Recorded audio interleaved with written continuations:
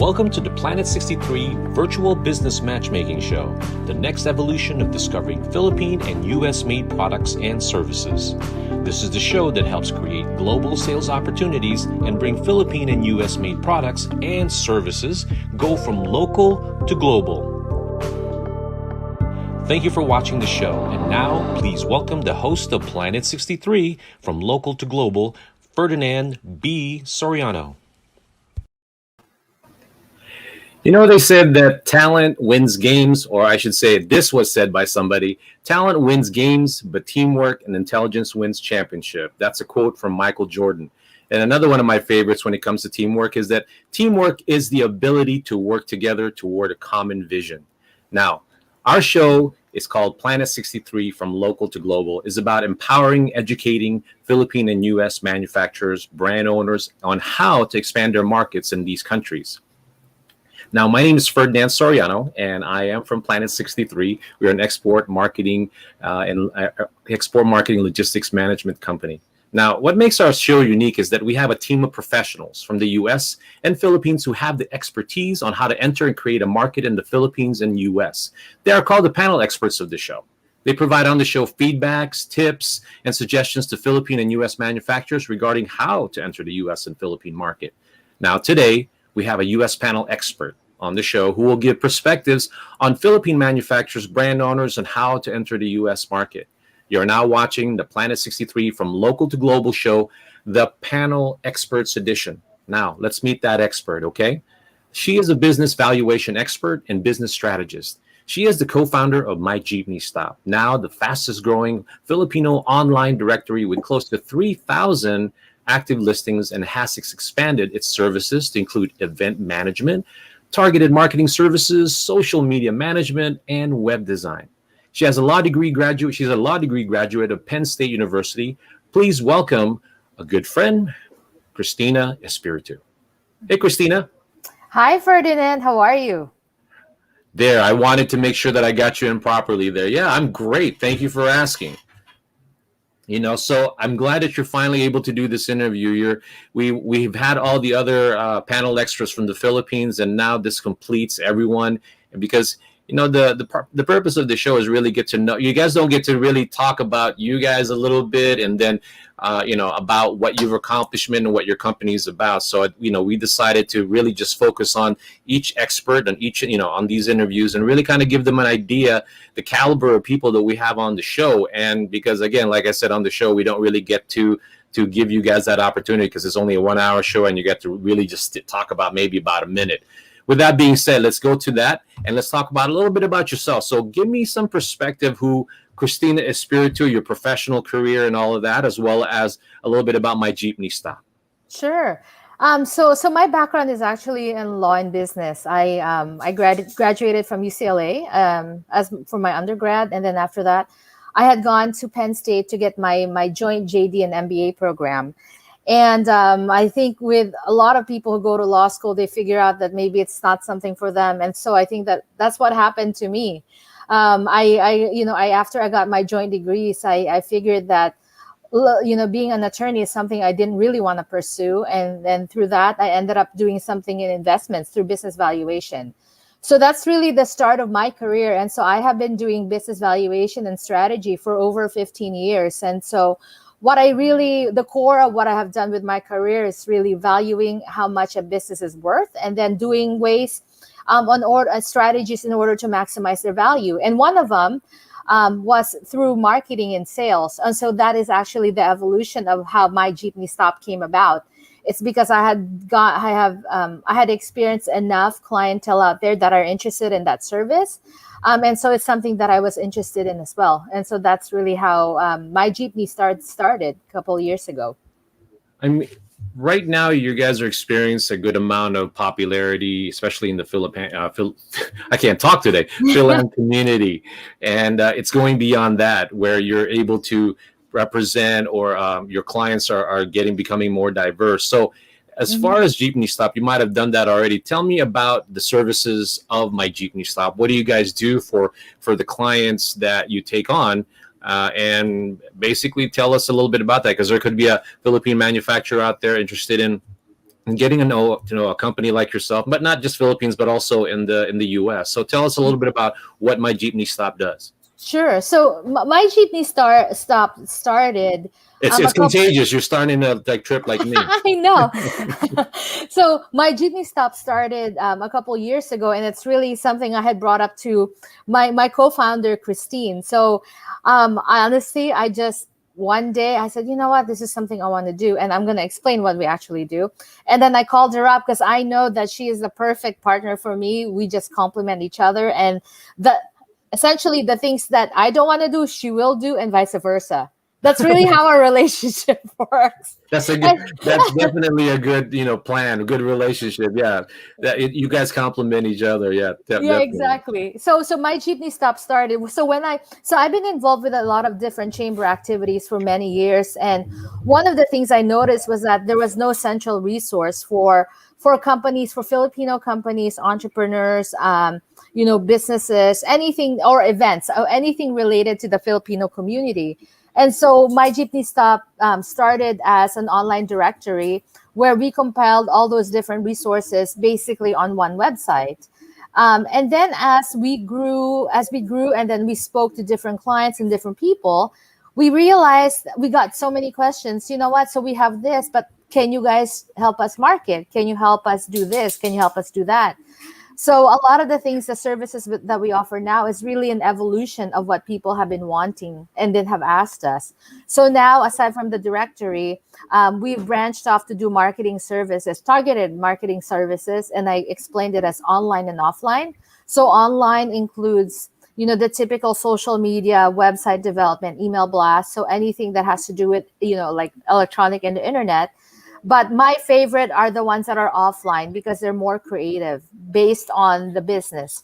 So, we do a lot of collaborations with organizations, a lot of events, things like that are very particular to the company or the brand that we're representing. Well, I know that just if they Instagram you guys or Facebook, you can see the type of activity. I know that it has been challenging in the last over a year and well, year and a half really almost, and in terms of the way you were able to market. But you guys been creative, especially with what you've done with virtual events on Zoom and all the other platforms that you guys are on. So like that, how did you kind of overcome that? Tell us a little bit about that. Yeah, so yeah, and as you said, so in the beginning, everyone was, especially the brands that we represent, really rely on a lot of events. So we do food and a lot of like food and liquor products, and so those are the ones where we have to go to a bar, or maybe we have to do taste tests and samples. But one of the things that really the biggest pivot that we did are the virtual events, but more of the creative ones. So for example, one thing I can think of was like we were doing some events with the Filipino Chamber of North San Diego. And so we had done, anything from like maybe karaoke in the middle, or someone who did Zumba, something interesting that kind of breaks up the monotony a little bit of the event. And then for one of the products that we represent, which is a liquor company, we've done a lot of bartending events, but they're also something with a twist. So there's always like music involved, or we do like a live cooking session. And then the last one, which was last week actually, we did another Yelp event. So it was a partnership with the Yelp elite people that they have in San Diego. Well, needless to say, that's what I like about my Jeepney style. Not only you guys are online, you have the directory, but what I like about it is that you get creative because I know Christine, she is amazing at social media. So are you. But I'm just saying, it's the way you guys organize these events. I remember you put together an event which is kind of unique. I like the fact that you were able to capture sort of a reality type of a show where everybody was just sitting around talking about the product. You guys were having lunch and all that good stuff, and I thought that was a great way to promote a product. It was it was real. You were getting feedback at the same time. So kudos to you in terms of being creative. Thank you. Thank you. And the one that you had mentioned, so that's one thing that we do, is because a lot of our products are complementary. So we're able to do collaboration collaborations with different products or brands that we think will work together. And so that also is more cost effective, because then they can share in, let's say, the video production costs and stuff like that, expenses that they may have to deal with later on. Well, I think from a marketing perspective, and I appreciate how you do that, only because these days not only do you have to be creative, but you have to be cost effective as we continue to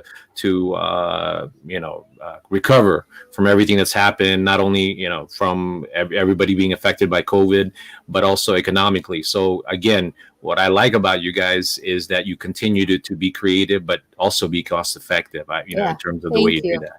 Yeah, because a lot of the Philippine manufacturers that we're focusing on and trying to have them reach out to you is just that, because a lot of them are very conscious right now about advertising or marketing dollars, and they knowing that you could do something with something basic or economical. That's always a good thing for them to know. So thank you for that. Now, my next question that I want to get into is more like a self-serving question regarding the show, Cristina.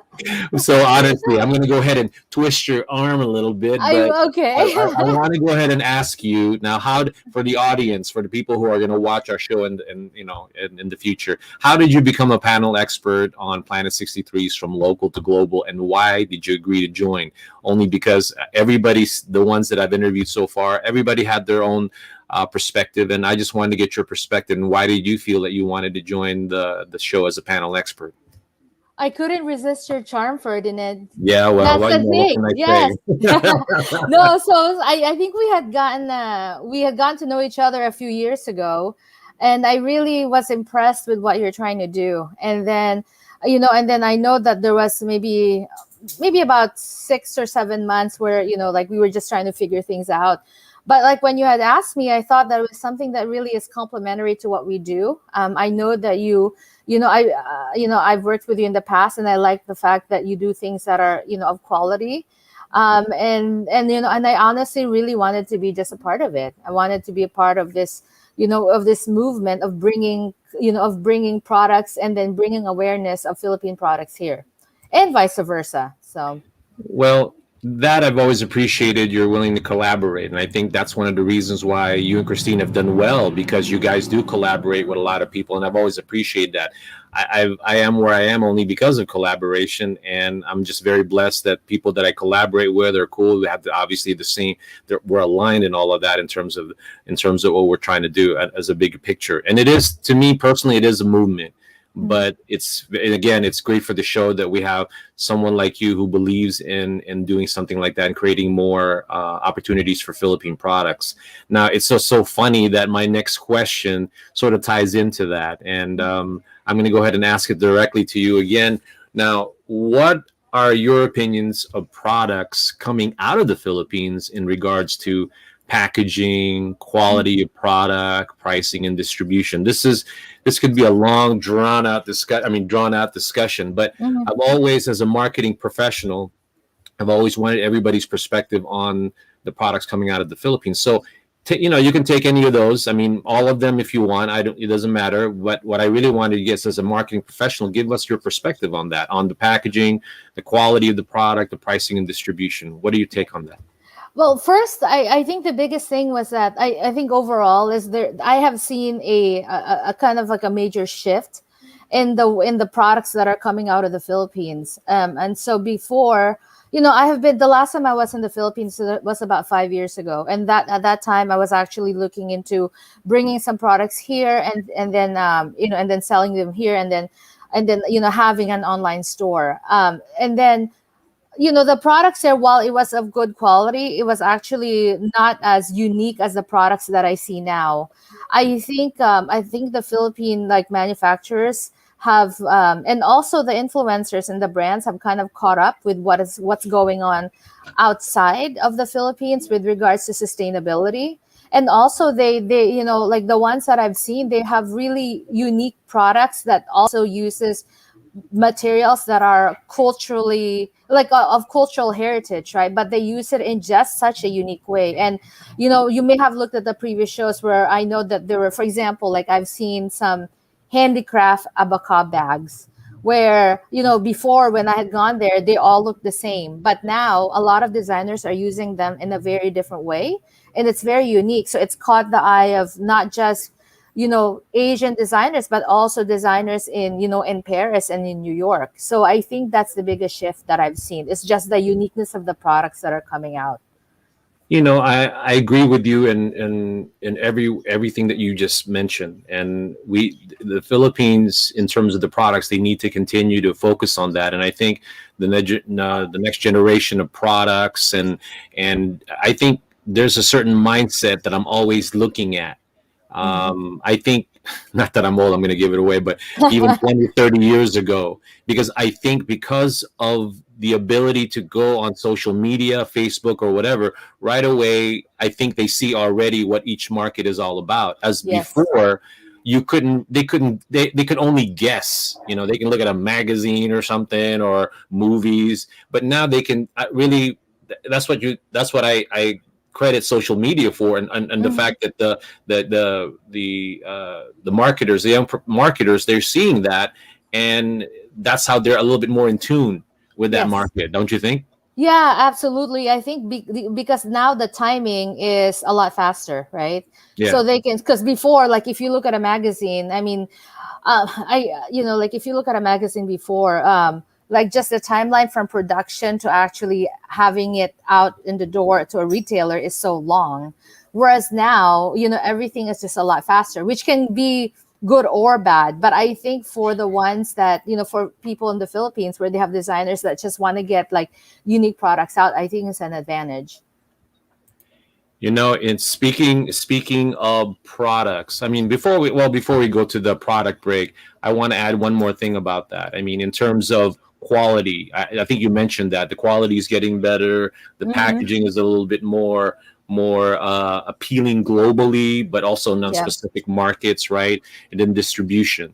I hope this is more like a comment to the Philippine manufacturers as well as the government, is where we need to continue to support, nurture, finance, whatever, and really, and because the word support could be so many things, but I wanted to be specific in why I said the word support, because at the end of the day, I feel that if the Philippines is going to recover, and which they are, but I'm just saying to quickly recover, they need to focus on doing a lot more export. Again, that's just my own observation. That's probably one of the key things that they need to do, and that's the reason why we need to do more of the show and give them real time perspective on the U.S. market, because definitely to continue to thrive and get out of the funk that the Philippines is into because of COVID, definitely need to do that, right? So all the comments that you made are very relevant, unless you want to add one more thing about Philippine products. Yeah, so one thing I do want to add is, I mean, you're absolutely right. And I think another thing that I've seen, a trend that I've seen, even just the past few years, is the willingness of just mainstream brands to to actually get in touch with and use smaller designers, right? So for example, I have seen J. Crew, which is a major retailer, and they have done little collaborations with specific designers. So I've seen one that was like based in Ecuador, one that's based in a different country. So like big retailers like J. Crew, Anthropology, like Banana Republic, even Whole Foods. So there are a lot of this small collaborations with small designers, because one thing is they wanted to get revolving. They wanted to get the unique products out there. They want to be one of a kind. So I completely agree on that. And now what I want to do is take a minute, what I call the product alert break, sort of even give. So probably even the show is more like a demonstration of the kind of product that's coming out of the Philippines. So this is more like a commercial, but this is a product regarding MCT oil. So I want to show everybody what I mean in terms of the relevancy, the global appeal, and like pretty much everybody can use it if you really are into foods that are clean and healthy and organic. So let me go ahead and show that really quick, and we'll take a quick break.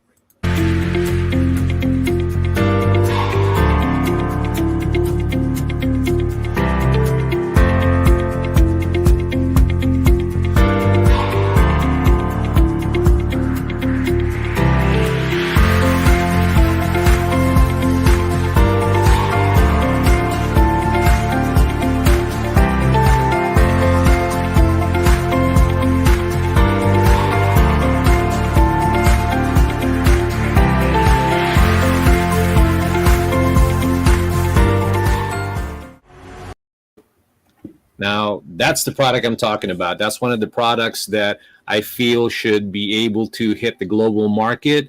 And it is. It's actually here in Southern California now. It's called, it's a MCT oil. And it's one of those products that I find that's going to be a good product to be able to expose to the, people that are into health foods or healthy foods and superfoods. So with that being said, thank you for watching that. Now let's go on. You, by the way, for people who just stay, tuned into us, you are watching Planet 63's From Local to Global, the Panel Experts Edition. And I am very, very happy to finally have this interview with the co-founder of My Jeepney Stop, which is an online directory with over 3,000 listings and growing. She is the co-founder, like I said, of that directory, and she is back with us on the second part of the interview. Please welcome again, Cristina Espiritu. Thank you, Cristina, Ferdinand. again. Thank you. Now, a lot of the things that we've talked about, one of the things that we mentioned is how did you become, we got to know a little bit about you and about My Jeepney Stop. So now on this part of the interview, I want to go ahead and ask you more sort of a broad perspective about Philippine products and how it plays into the U.S. market, right? So now let me ask you this. This is the question I want to ask you. Now, how can we as a community or business professionals create more selling opportunities for Philippine products in the U.S. market? Now, I'm asking that question because at the end of the day, we need to create awareness. And how do we do that for Philippine products to come here so that we can get more products here and expose the U.S. market to that? Yeah. So I think a lot of the products that are being brought here can benefit from something called grassroots marketing, right? Especially if the budget is just a little bit more tight than usual. And so that means like if it's being more organic and just creating a buzz within family and friends, and then really targeting the Filipino, like the cities that have big Filipino communities. And I think as professionals and as community leaders, we do really have to support each other. I think the mentality of, as people have said, the whole crab mentality of like, no, only one can get up and you have to push everything down is so old school. And I think right now, the ones that survive, as you said, are the ones that really do collaborations, because not only do you share and actually, you can share your resources, but you also share your talent and your knowledge. So I think we can create more selling opportunities if we just really unite as a community and just really help target recognition within our family and friends at the very basic, right? So that one costs barely any, that's like minimal marketing budget, which I shouldn't be saying because I'm like, no, you said it's bad. Well, no, it's okay. Yes, yeah. Because I think in every business you need to provide value in the beginning anyway, Yeah. So and then also people will spend their marketing dollars if you're showing them that you care and you're providing them an option, so there's nothing wrong with that. I think that's great in the beginning, but obviously there's going to be activities that are going to require something more of a bigger budget. But the big picture is the big thing that I wanted to bring to the Philippine manufacturers in this show is that yes, there was a lot of things that you just said that in regards to grassroots, those are things that we definitely need to do. And then going back to the association, like chambers of commerce, I know that Philippine chambers of commerce can definitely help in trying to connect in terms of data, in terms of mostly data, and then just creating awareness for different businesses that can be referred to other people. But they also have activities or data regarding the market. I mean, I don't know. You belong to a chamber yourself. How do you see that? Yeah. Well, first let me just go back a little bit and say that even grassroots marketing requires a specific strategy, right? So just because it requires minimal budget, there's also there's a strategy that you can do, because even if you're not spending money, you're spending your resources, you're spending your time. So even that one requires a little bit more thought, I think, right? Especially you just can't willy-nilly say, oh, okay, I can spend $500 on Facebook every month, right? Or every week, right? Yeah. So that one creates a lot of you need a lot of strategy for that one. But I'm sorry, with regards to your question on the chamber.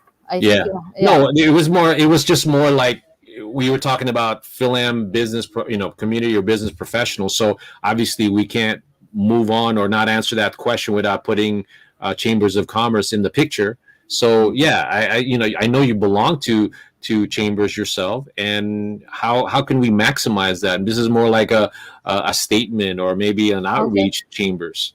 Yeah, but and then I think I've been part of the Filipino Chamber of Orange County for many years. I was part of their board, and right now we also support other Filipino chambers as well, such as the North San Diego one.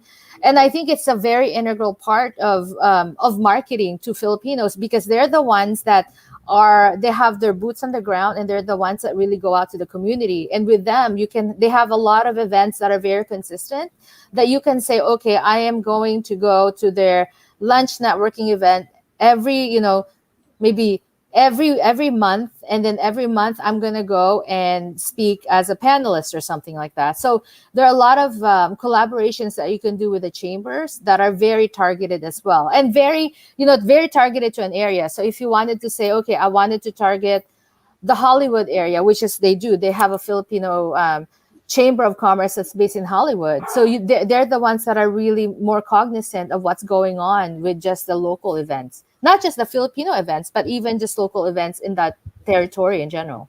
Well, two things I want to add. The first one was you said about the chambers being, like you can target it, and it's true. Like that to me goes under the heading of the grassroots, like you said. But the one thing that I also wanted to go back in terms of the thought process was that when it comes to the chamber to me, or the Filipino community, I look at the community or the population as these are over 4 million salespeople. Absolutely, or absolutely. influencers, right? So Yeah. so to me, the reason why I think as a group we need to unite in that way is because obviously that's what makes America great, because there's a lot of different cultures that we're a part of this melting pot, as they say, right? That we can expose the culture, the food, the celebrities or the arts to them, because we're all part of of diverse groups, so that we can go ahead and promote subconsciously our culture because of the goodwill that we have. We have friends. I mean, I have Filipino friends, but I also have different non-Filipino friends. You know what I Yeah. mean? So Yeah, they're absolutely. truly that. So tell me about that. How do you feel about that? Yeah, and that's absolutely true. And one thing you notice with Filipinos is we love to share knowledge, and we love to be ambassadors, especially of food. First thing you ask, it's like, oh my God, I was like, you're Filipino. Oh, have you eaten fill in the Yeah, blank? Lumpia, pancit, adobo, whatever it is, right? So yeah. I think with Filipinos is, look, once they have something that they like, they will share it, and they will share it in a way that is very authentic, which I think is a really big thing, because that's another thing I want to mention is really building relationships, right? So that's kind of what for us, that's a big thing of what we do, is really building relationships with the key influencers in, whether it's in, like a political group, a social group, or a Mhm. community group. It's really just building relationships out there in an organic way. So it's not just we're just selling something, right? But we're selling, like we already have that relationship to begin with. Well, that's what I like about the popularity of the Filipino culture, because of everything that we contribute in terms of what we're doing in the U.S. market, right? So Hmm. to me, I like the food, the culture, the personality. I mean, there's so much that, just like on the one ingredient or one product that's stuck in my mind is ube, which everybody knows about already. So that's again just using that as a perspective for Philippine manufacturers to realize that the market is so big in terms of looking at just on the Filipino side, that over 4 million, if I'm not mistaken. So again, that in itself, you can branch out if you have great products. It doesn't have to stay in the Filipino community. If the Filipino community deems that it's of great quality, it's good, priced right, all of that stuff, they'd be more than happy to promote it to non-Filipino communities. I hope you agree with that. Yes, yeah, absolutely. And I think the another thing is that Filipinos by culture, I mean, because of our heritage, right? So Mhm. a lot of us are Spanish or Chinese. And so a lot of the food that we have really translates well into the Latino market.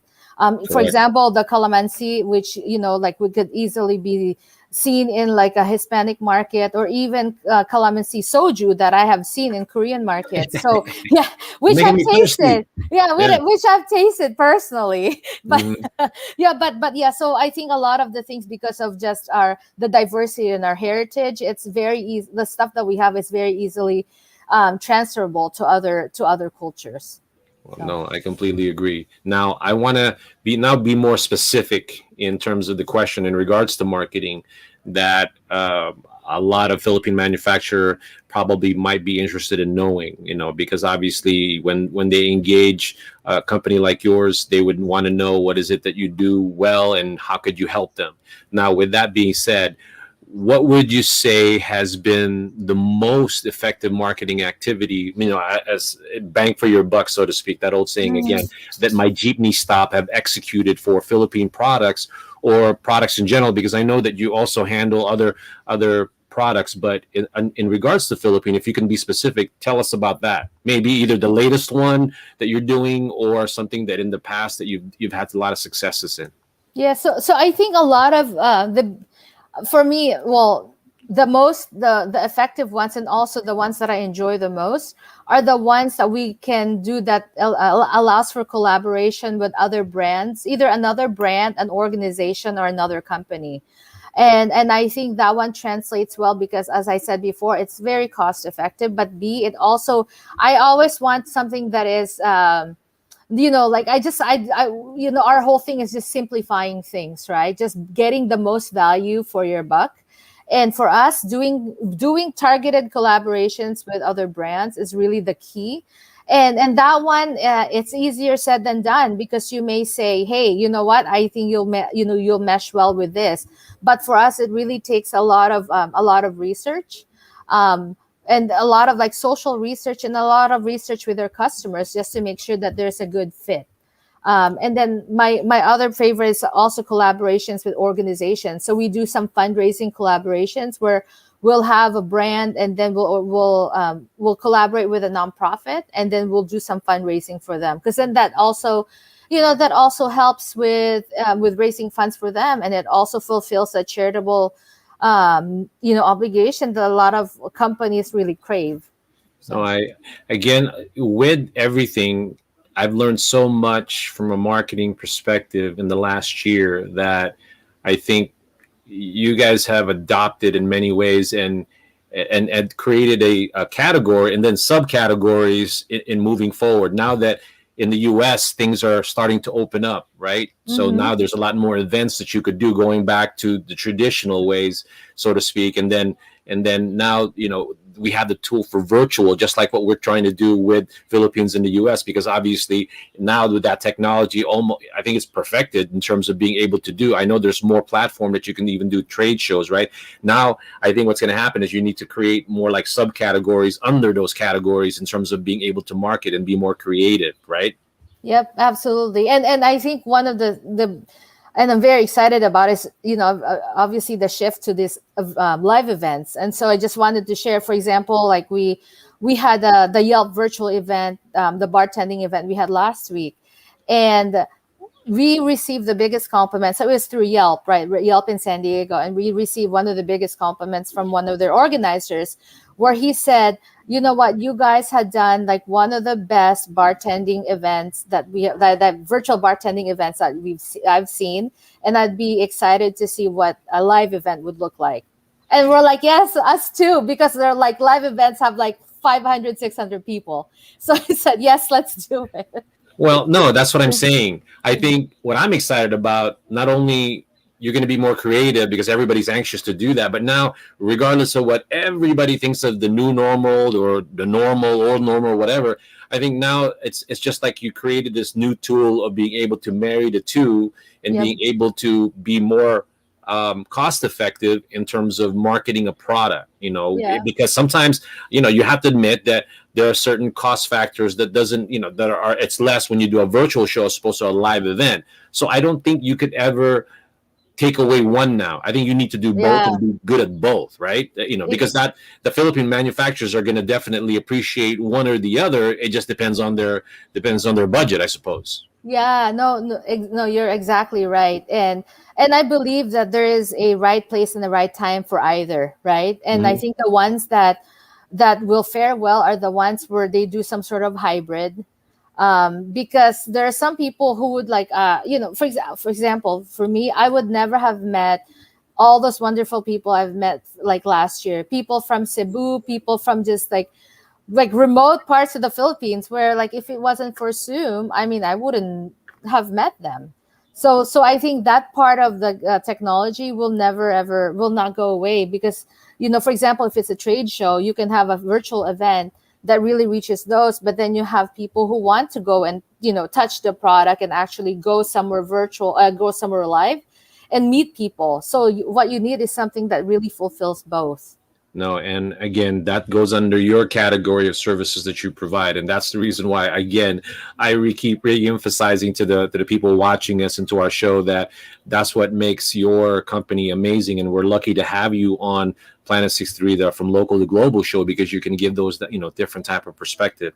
Now, before we go to our last question, I just want to remind everybody that you are watching Planet 63's From Local to Global, the Panel Experts Edition, and you are watching me and you're going, no, I want to just watch her. No, but you're also watching one of the U.S. panel experts on the show. She is the co-founder of an online directory with over 3,000 listings and growing. She's, like I said, the co-founder, and you are listening and watching Cristina Espiritu. Thank you again for being here, Cristina. For those Thank people who have not discovered who you are yet. thank you so much. Thank you, Ferdinand.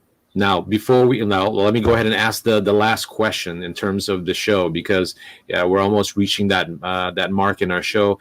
That before we let you go, so to speak, I want to ask this last question.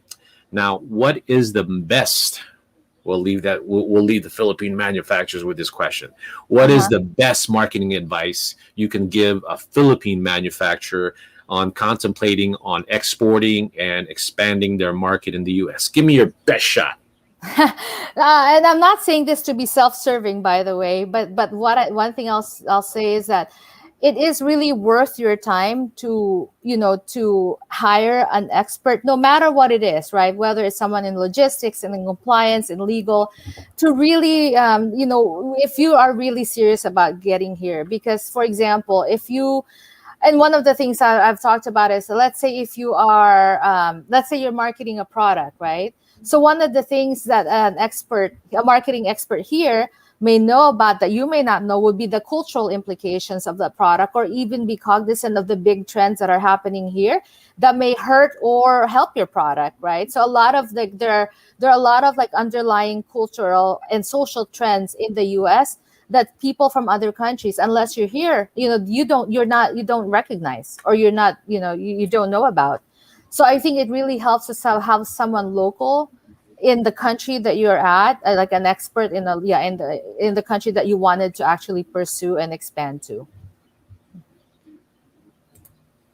Well, the everything that you said, probably that when it comes to that, yeah, you can't replace that, because going back to your original comment about boots on the ground, there's always going to have to be that sort of a perspective. As much as everything that I said to you about the virtual and social media and things like that, you can't. You have to, any exporter from other countries obviously will constantly have to be concerned about that, people that, because it's still about relationships, just like what you were doing with Yelp. Okay, that's a big deal.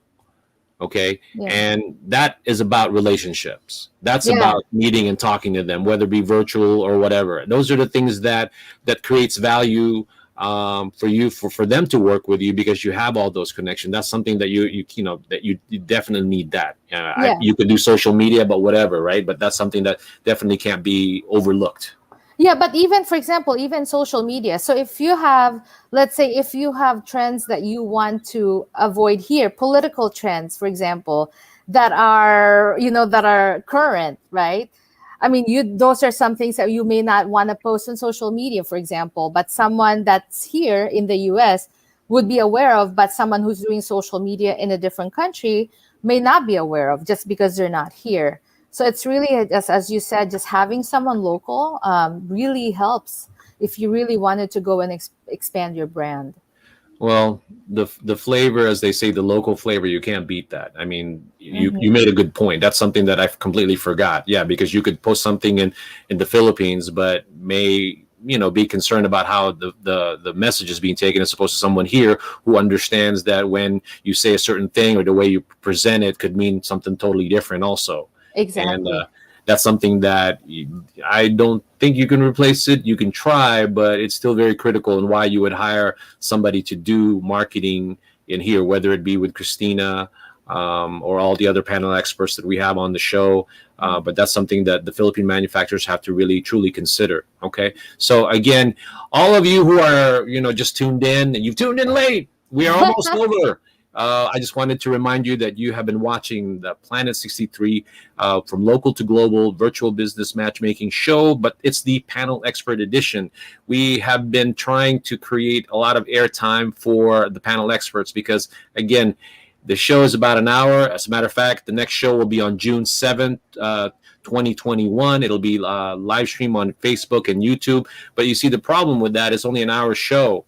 And we have all these experts who have a lot of amazing things to say, but they don't get a chance to really fully explain themselves. And this is one of the ways that we get to do it, where we get to focus on them and they get to know a little bit about them. So you can go ahead and go to YouTube and start talking about watching Yeah. them over and over and over again. Yes. Yeah, see, so that's what I love. And I can go ahead and send this to all of the Philippine manufacturers and tell them a little bit about who we are and what makes us amazing because of our panel expert. Okay, with that being said, Christina, I'm going to go ahead and if there's anything that you want to say to anybody or just a last message, wisdom, just go ahead and before I sign off.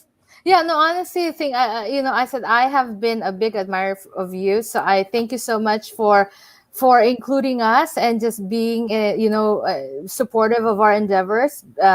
So we totally love you, and Christina and I love you, and like in your show. So he's a good guy, guys. So watch all his episodes, watch all his past ones. So Yeah. and make sure you tune in to the future ones. You About guys that. didn't realize that the panel experts, I only sent them checks before they go on an interview. Thank you. I So do need that check in the yeah, mail. yeah, yeah. Well, you guys got to keep doing your promotions. So all right. Basically, what I wanted to say at this juncture of our show is that, again, please stay tuned and continue to support the Planet 63's From Local to Global show. Please go to YouTube and hit Planet 63, subscribe, because at the end of the day, that will obviously notify you when the show is coming on. And there'll be other surprise guests and formats that we're going to try to introduce into the show, because the world of trade between the U.S. and the Philippines is so vast. There's so many topics, but we just decided to keep this format to be the way we're going to go ahead and send out or disseminate the information in regards to educating and empowering Philippine manufacturers as well as U.S. manufacturers to go into the Philippine market. With that being said, thank you so much for watching the Planet 63 From Local to Global, the Panel Experts Edition. And you guys take care and see you on the next show.